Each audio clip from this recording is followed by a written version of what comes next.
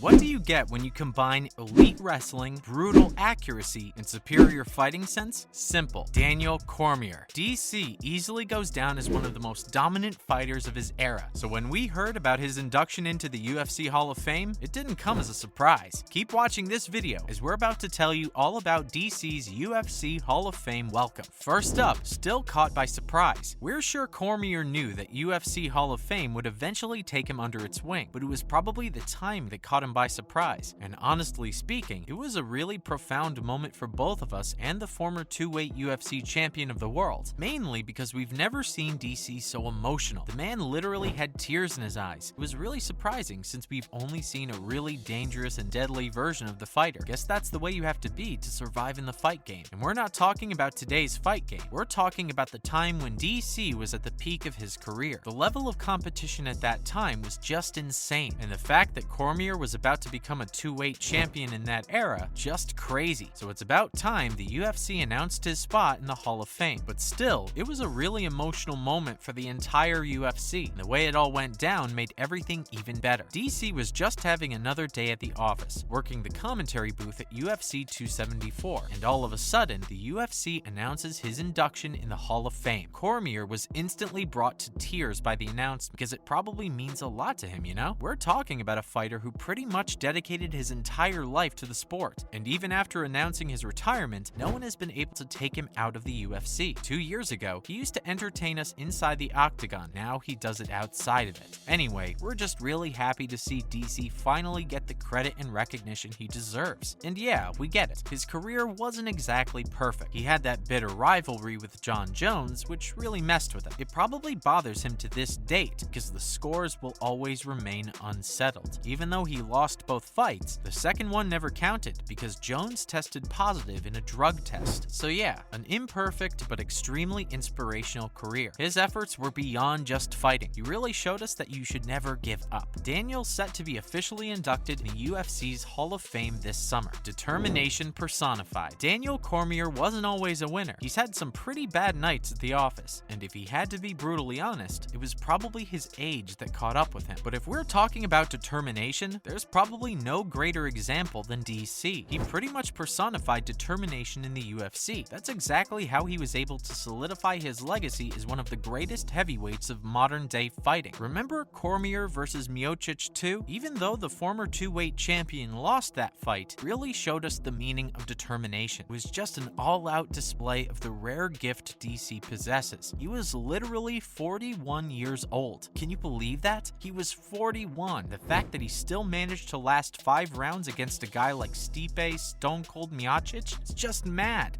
And let's not forget how he fought the last 2 rounds blind in one eye. Yup, Stipe poked Cormier in the left eye at the end of the 3rd round. Despite having visible difficulties, DC just had too much determination and grit, and actually ended up winning that round. A classic example of a loss but won situation. But it still doesn't compare to what DC did to Stipe the first time these guys met inside the octagon. He landed an absolute bomb of a right hand, putting Stipe to sleep like a little baby. Next, we have the GOAT debate. So was Cormier the UFC's heavyweight GOAT? It's a highly subjective question if you ask us. Was he one of the greatest heavyweight fighters of all time? Without a doubt. Did he force fighters to level up their game? Absolutely. But was he the greatest of all time? He does have a pretty impressive record when you think about it. 11 wins coming at only 3 losses in the UFC? That's impressive. And let's not forget the fact that DC was only the second fighter to hold 2 belts in 2 separate weight divisions. Even to date,